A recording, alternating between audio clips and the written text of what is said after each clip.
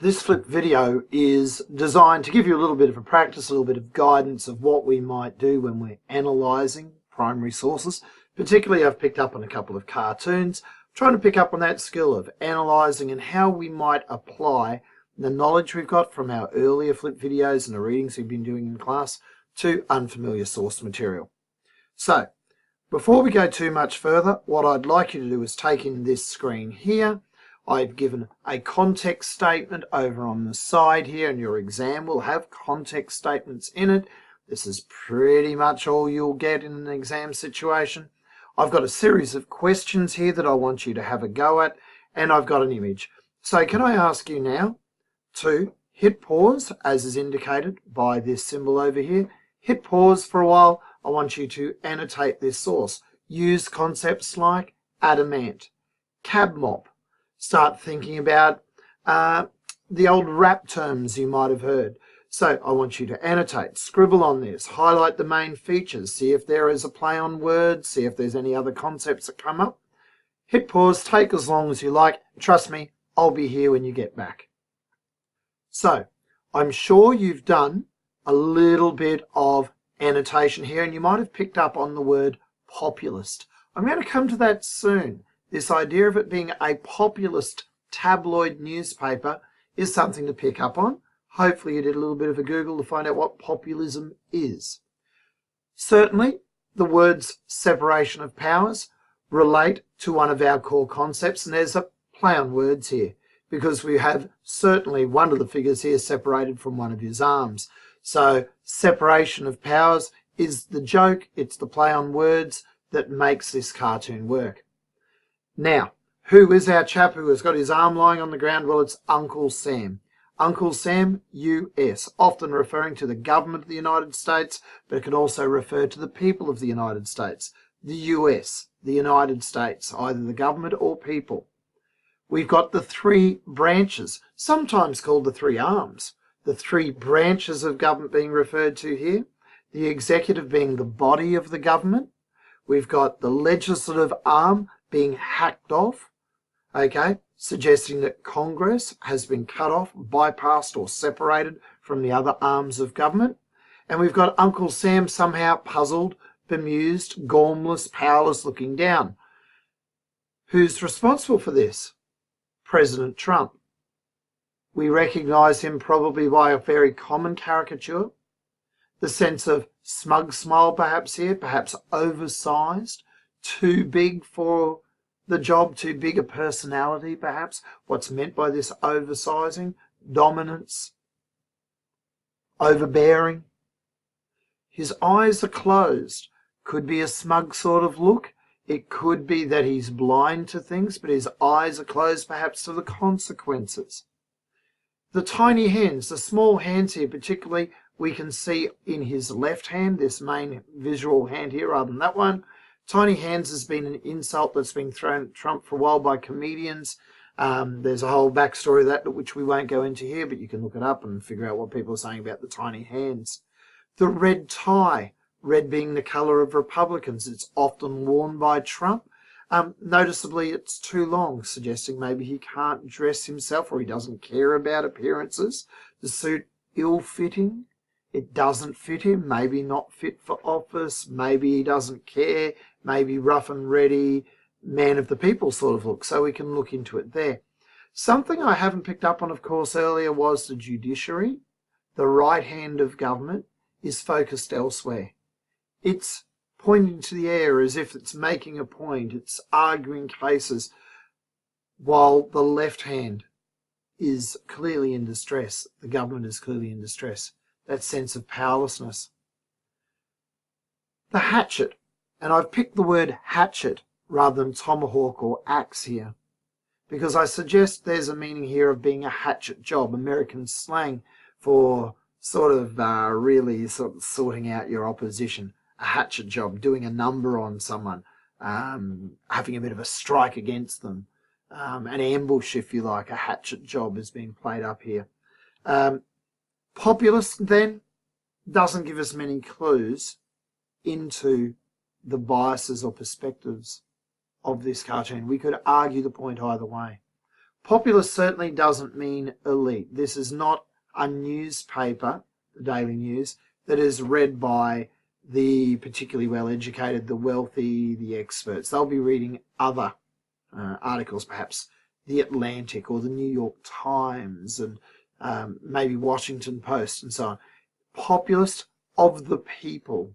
The voice, the newspaper would see themselves as perhaps the common person, the common man, the workers. It tends not to see itself as Democrat or Republican. Neutral, but is it really neutral? It's certainly putting perspective out of here. It certainly has views, and it's something for you to think about what those views might be. But we can now take the identification of themes now and apply it to another cartoon that I'll get you to pause on in a moment. Again, we've got a contextual statement. You've got a few questions with it. A pause button. Just pause now for a second. Take as long as you like, really, and start annotating, identifying features here, using CabMop, using Adamant, using Wrap. Identify what you can see. What is there to talk about in techniques, plays on words, and so on here. So, interestingly, this image that you're looking at and working on makes more sense if you compare it to a very famous artwork.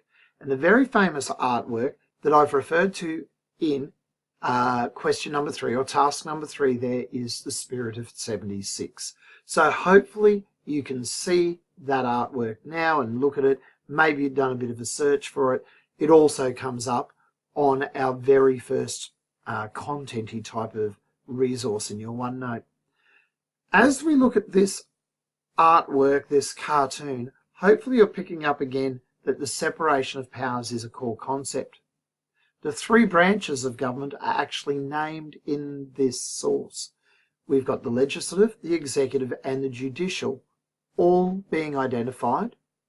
We've got Congress, the legislative, seeming to be a smaller, older man type figure, falling into step, looking almost in admiration at the executive, a fit, healthy, strong FDR presidency. And remember, Roosevelt actually had polio, was often confined to a wheelchair. So the artist Siebel here has made a number of choices. The 3rd branch of government, the judiciary, the judicial branch, the Supreme Court of the United States, is turning its back on the other 2. Does that represent turning its back on duty, given that this is a call to fall in, to join a march? The voice would appear to be the voice of FDR, of Roosevelt. The artwork is militaristic, it's patriotic, it echoes the American revolutionary propaganda, the celebration of what it means to be America in an emergency, in tough times. I would suggest that what we're seeing here is the presidency calling upon the judiciary to get into step, to join the march, to join the patriotic journey, the revolutionary journey to build a new America that is represented by the drum of the New Deal. So this is very much now, I think, an artwork that is supportive of Roosevelt. It's critical of the Supreme Court and suggesting that the Supreme Court is turning its back on a duty to America. Let's now take a look at why that might have happened at that time. As we get further into this unit, we'll see quite a lot of cartoons critical of Roosevelt in 1936-37, where a number of laws, a number of initiatives of Roosevelt's New Deal are being challenged in the courts as being unconstitutional. Okay, one final source. We've seen it a lot on the handouts that have already been used in class and resources already used in class. It picks up on some of the ideas of Jonathan Masters, the source, in one of our very first readings and resources. This, drawn about the same time as the last cartoon, has an overly strong FDR presidency now, in which the president is being likened to a king, seeing himself perhaps as a monarch in a nation that is proudly a republican, perhaps suggesting being likened to King George III of Britain, the very king that the United States broke away from in the Wars of Revolution. Masters makes a comment that the entire Constitution, the entire separation of powers, was designed in a way to stop tyrants such as kings coming to rule in the United States ever again.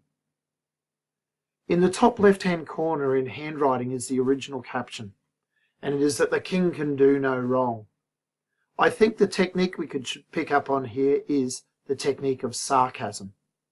This unknown author, unknown cartoonist, makes the point that the king can do no wrong, and I think he's saying very much that this person sees himself as a king, but he is no king, and he is certainly doing something wrong.